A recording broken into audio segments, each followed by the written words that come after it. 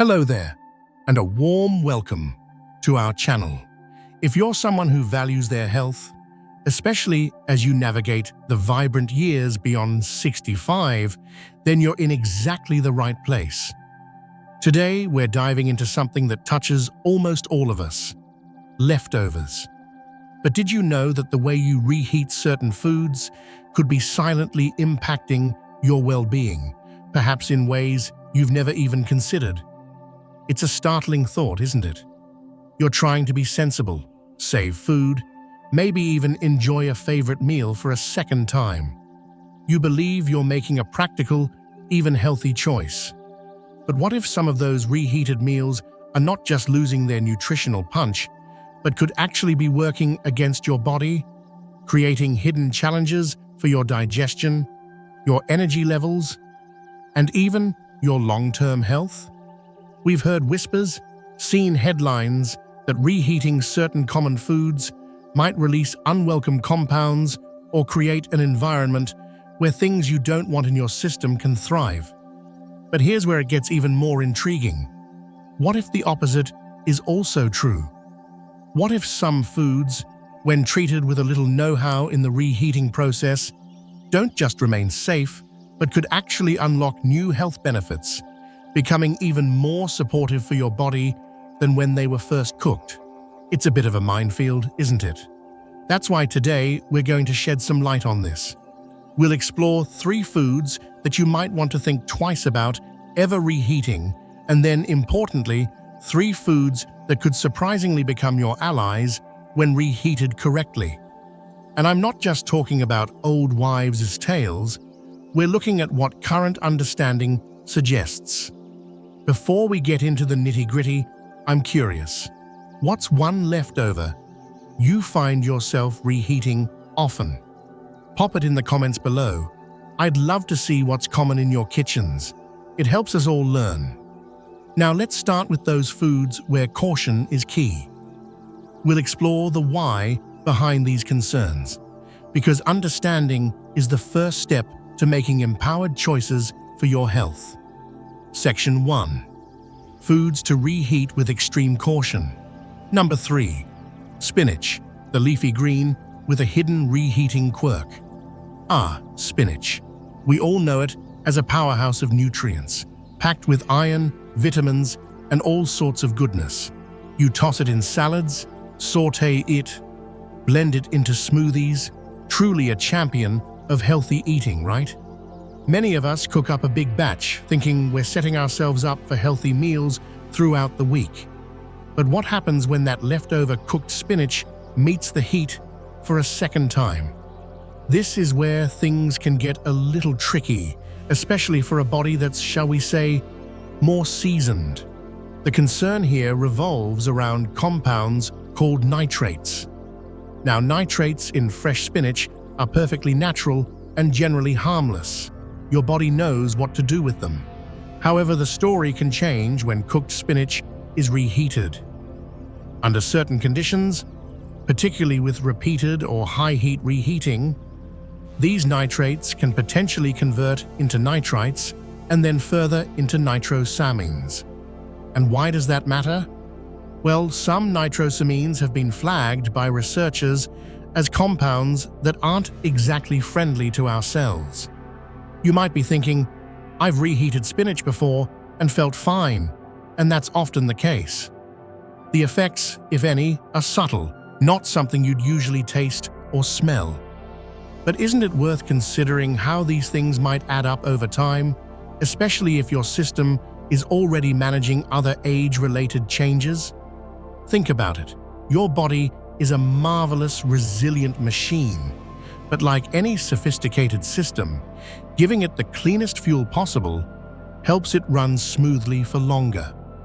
Some studies have pointed out that the nitrite levels can increase when spinach is reheated, and if our body's detoxification pathways are a bit slower, as they can sometimes be as we get older, these compounds might linger a little longer. Then there's the matter of bacteria. Like many cooked foods, if spinach isn't cooled and stored properly and then reheated thoroughly, it could become a less than ideal environment. Certain bacteria, like Clostridium perfringens, can sometimes be an issue with improperly handled cooked foods, and they tend to thrive in conditions where food is kept in the danger zone for too long. Seniors can be more vulnerable to foodborne illnesses, so this is an area where extra vigilance truly pays off. So what's the takeaway here? If you've cooked spinach, perhaps enjoy it fresh. If you have leftovers, consider eating them cold in a salad the next day. If you absolutely must reheat, doing so very thoroughly to a high internal temperature might be an option, but many sources simply suggest erring on the side of caution. Why risk turning a superfood into something questionable when fresh or cold-cooked options are so readily available and delicious? It's a simple shift, but one that could contribute to your peace of mind. Ask yourself, is this reheat worth any potential downside, however small? Number 2. Chicken. The protein staple that deserves a second thought on reheating chicken. It's a go-to for so many of us, isn't it?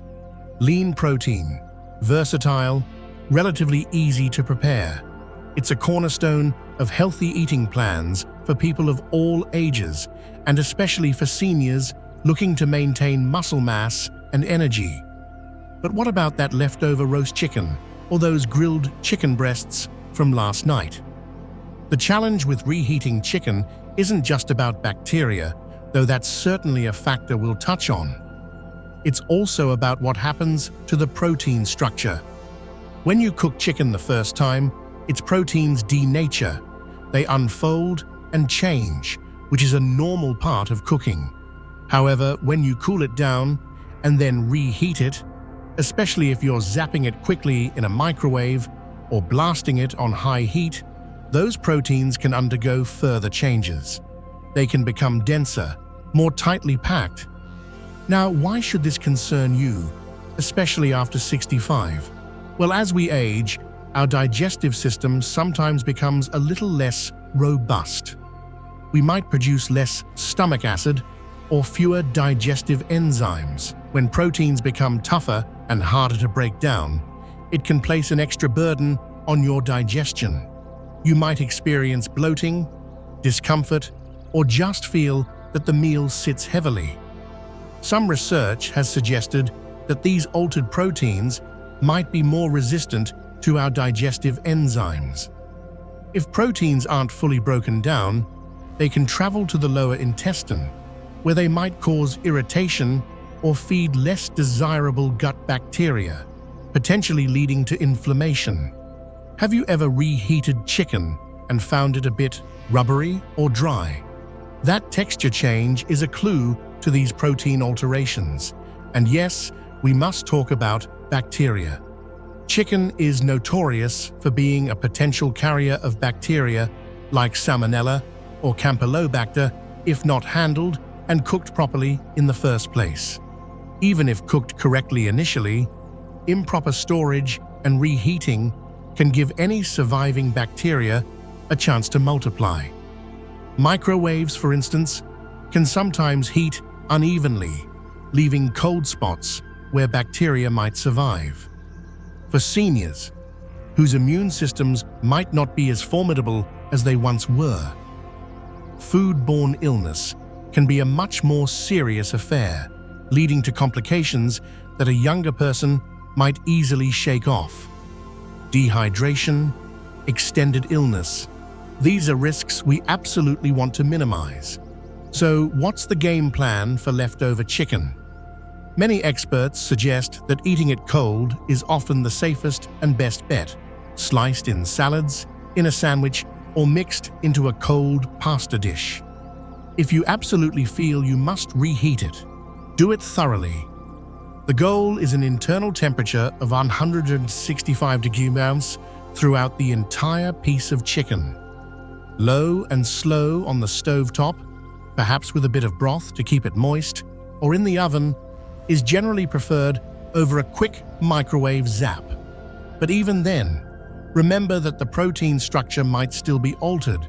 Could a simple adjustment in how you handle leftover chicken make a difference to your digestive comfort and overall well-being? It's certainly food for thought. Before we move to our number one food to be cautious about reheating, and then shift to the exciting news about foods that benefit from it, if you're finding this information helpful, would you do me a small favor and tap that like button? It really helps our channel reach more people who could benefit from these insights. And if you haven't already, consider subscribing and hitting that notification bell so you don't miss out on future videos designed to help you live your healthiest life. We appreciate your support more than you know. Number 1. Rice. The common side dish with a surprising reheating risk. This one often catches people by surprise. Rice. It's a staple in cuisines worldwide, a comforting side, and often made in large batches. What could possibly be so risky about reheating rice? It seems so innocuous, doesn't it? The primary concern with reheated rice isn't actually the reheating process itself, but rather how the rice was handled after it was first cooked. Rice can contain spores of a bacterium called Bacillus cereus. These spores are pretty tough. They can survive the initial cooking process. If cooked rice is then left standing at room temperature for too long, these spores can germinate and multiply, producing toxins. And here's the kicker: these toxins are often heat-resistant. That means even if you reheat the rice thoroughly, the toxins, if present, might not be destroyed. What does this mean for you? Consuming these toxins can lead to a rather unpleasant bout of food poisoning, often colloquially termed fried rice syndrome, with symptoms like vomiting and diarrhea typically appearing within a few hours. For most healthy younger adults, it's a miserable experience but usually passes. However, for seniors, any episode of vomiting and diarrhea can be far more serious. It can lead to rapid dehydration, electrolyte imbalances, and potentially require medical attention.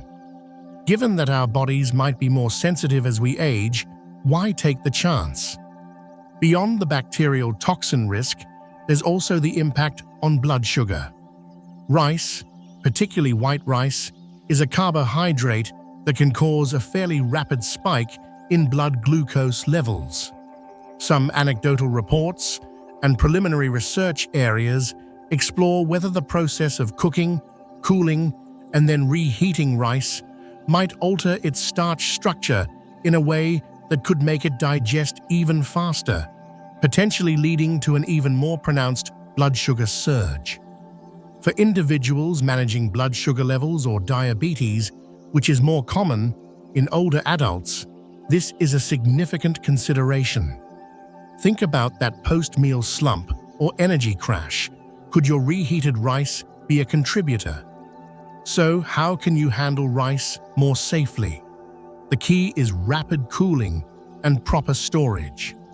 If you've cooked rice and know you'll have leftovers, cool it down as quickly as possible. Spreading it out on a baking sheet can help. Then, get it into the refrigerator promptly in an airtight container. Consume it within a day, and when you do reheat it, make sure it's piping hot all the way through. However, given the potential risks, especially the heat-resistant toxins, many food safety authorities advise being extremely cautious.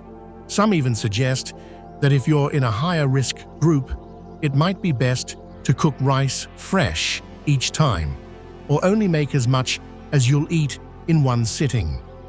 Is it time to reevaluate how you handle leftover rice? Could this knowledge protect you from an unnecessary and potentially serious illness? Section 2. Foods that can become healthier when reheated. Now, let's shift gears to some truly fascinating and positive news. It's not all doom and gloom in the world of leftovers. Some foods, believe it or not, can undergo beneficial changes when they are cooked, cooled, and then reheated. The magic word here is often resistant starch. Number 3. Pasta. More than just comfort food, pasta. For many, it's a beloved comfort food. But you might have heard that it's a carb-heavy dish to be wary of, especially if you're watching your blood sugar.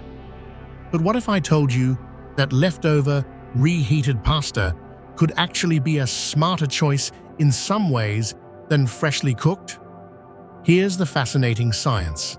When pasta is cooked and then allowed to cool, some of its digestible starches transform into something called resistant starch.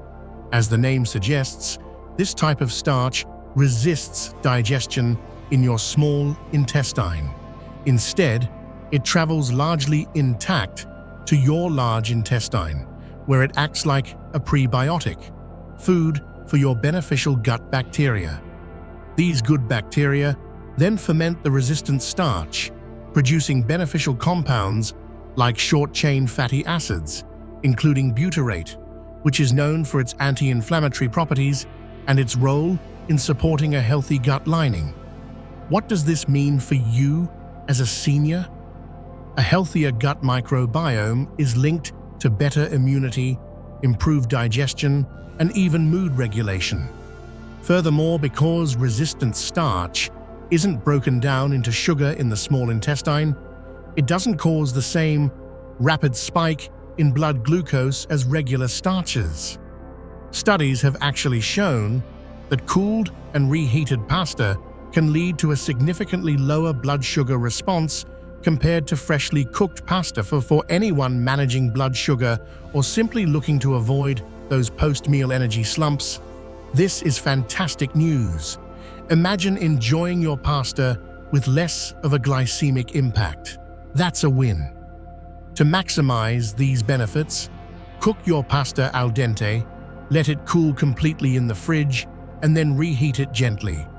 You don't want to obliterate that newly formed resistant starch.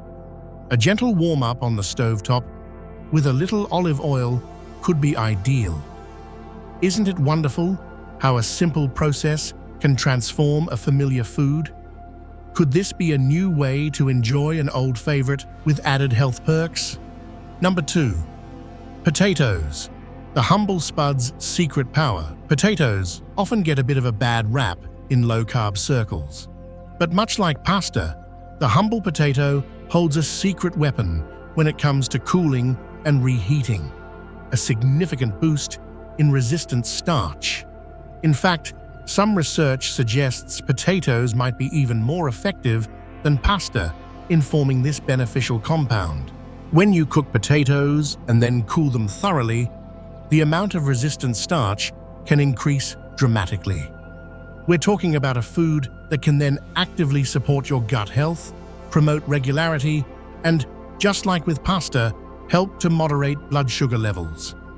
That 35% lower post-meal glucose spike mentioned in studies for reheated potatoes compared to fresh?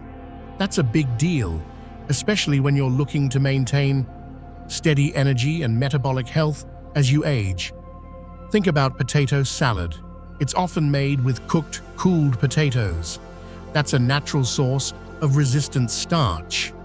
But you can also achieve this by baking or boiling potatoes, cooling them, and then gently reheating them. Perhaps sautéing slices of pre-cooked, cooled potato in a little olive oil with some herbs. This method not only preserves that valuable resistant starch, but also adds healthy fats, further supporting balanced blood sugar. Moreover, potatoes are a good source of potassium, which is vital for blood pressure regulation, a common concern for many seniors. The formation of resistant starch can even subtly influence how your body handles other nutrients. It's a complex, beneficial synergy. So, instead of viewing potatoes as just empty carbs, could you see them as a potential tool for better gut health and blood sugar management? Simply by changing how you prepare and consume them after that initial cooking? It's about working smarter, not just harder, with your food choices. Number 1. Legumes, the unsung heroes. And now, for our top food that can actually become even more of a nutritional powerhouse when reheated. Legumes. We're talking about beans of all kinds, lentils, chickpeas. These are already champions of plant-based protein and fiber. But guess what? The cool and reheat trick works wonders here too. Just like pasta and potatoes, when legumes are cooked, cooled, and then reheated, their resistant starch content gets a significant boost. This means all those wonderful benefits for your gut microbiome, blood sugar stability, and satiety are enhanced. Remember that study where seniors eating reheated legumes showed improved insulin sensitivity and reduced inflammation markers? That's powerful evidence. But it doesn't stop there. Legumes contain compounds sometimes referred to as anti-nutrients like phytic acid and lectins, which can slightly interfere with the absorption of certain minerals. The processes of soaking, thorough cooking, cooling, and then reheating can actually help to further reduce these compounds. This potentially makes minerals like iron, zinc, and magnesium more bioavailable, meaning your body can absorb and utilize them more effectively. For seniors who might sometimes struggle with optimal nutrient absorption, this is a fantastic bonus. Imagine that hearty lentil soup or bean chili you made. Enjoying it the next day, gently reheated, could mean you're getting even more out of its inherent goodness. It feeds your good gut bacteria, helps keep your blood sugar steady, provides sustained energy, and might even make its minerals easier for your body to grab. Some research even links the butyrate produced from resistant starch fermentation to brain health and memory, all crucial aspects of healthy aging. To get the most out of your legumes, if using dried, always soak them as directed. Cook them thoroughly, cool them promptly, and store them in the fridge. Then reheat gently on the stovetop. This isn't just about convenience, it's about unlocking an extra layer of nutritional benefit from these already incredible foods. Who knew that patience and a second warming could turn these humble staples into something even more extraordinary for your health? So there you have it. A journey through the sometimes surprising world of reheating food, especially when you're over 65. It's clear that not all leftovers are created equal, is it? Some, like spinach, chicken, and rice, carry potential risks if not handled with extreme care after that first cooking, suggesting that fresh might often be best, or that they should be consumed cold. The potential for unwelcome compounds or bacterial issues is something we just can't ignore when our health and vitality are paramount. But then there's the truly exciting flip side. Foods like pasta, potatoes, and legumes can transform, developing beneficial resistant starch that can be a real boon for our gut health, blood sugar management, and overall well-being when they're cooked, cooled, and gently reheated. It's a testament to how a little bit of food science knowledge can empower us to make choices that truly nourish our bodies. The journey of health is all about balance and awareness, isn't it? It's not about fear, but about making informed decisions. The vitamins you choose, the way you prepare your meals, even how you handle your leftovers, it all plays a part in that beautiful, complex system that is your body. Now, I'd love to hear from you. After hearing all this, what's one change you might consider making in your kitchen, or one food you'll look at differently? Share your thoughts and any aha moments in the comments below. Your experiences and insights can be so valuable to others in our community. If this video has opened your eyes or given you some food for thought, please give it a thumbs up. It helps us immensely. And don't forget to subscribe and click that bell so you can join us for more discussions like this, all aimed at helping you live your strongest, most vibrant life. Share this video with a friend or family member over 60. It might just help them rethink their leftovers in a way that truly benefits their health. Thank you so much for watching, for being part of this conversation. Here's to making smart, informed choices that support your incredible journey. Stay well, and we'll see you in the next video.